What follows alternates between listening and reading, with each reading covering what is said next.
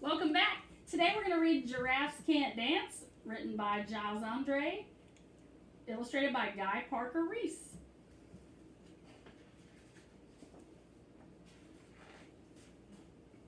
Gerald was a tall giraffe whose neck was long and slim, but his knees were awfully crooked and his legs were rather thin. He was very good at standing still and munching shoots off trees, but when he tried to run around, he buckled at the knees. Now, every year in Africa, they hold the jungle dance, where every single animal turns up to skip and prance.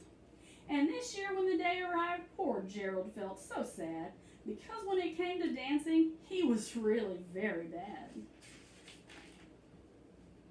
The warthogs started waltzing, and the rhinos rock and rolled. The lions danced a tango that was elegant and bold. Nice. The chimps all did a cha-cha with a very Latin feel, and 8 baboons then teamed up for a splendid Scottish reel.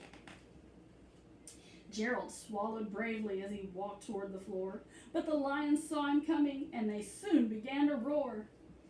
"Hey, look at clumsy Gerald," the animals all sneered. "Giraffes can't dance, you silly fool." "Oh, Gerald, you're so weird."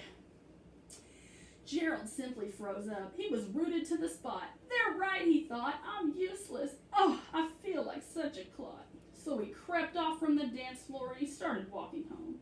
He'd never felt so sad before. So sad and so alone. Then he found a little clearing and looked up at the sky. "The moon can be so beautiful," he whispered with a sigh.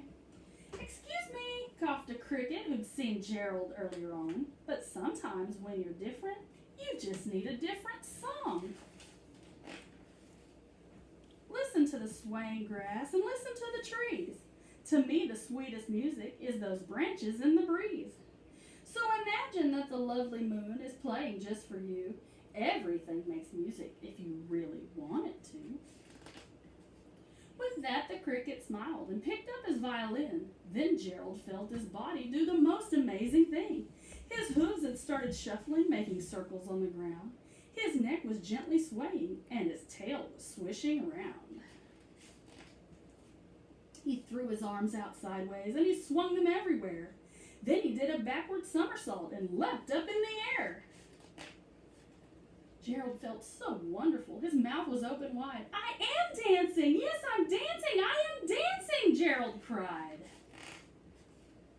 Then one by one, each animal who'd been there at the dance arrived while Gerald boogied on and watched him quite entranced. They shouted, "It's a miracle! We must be in a dream! Gerald's the best dancer that we've ever seen!" "How did you learn to dance like that? Please, Gerald, tell us how."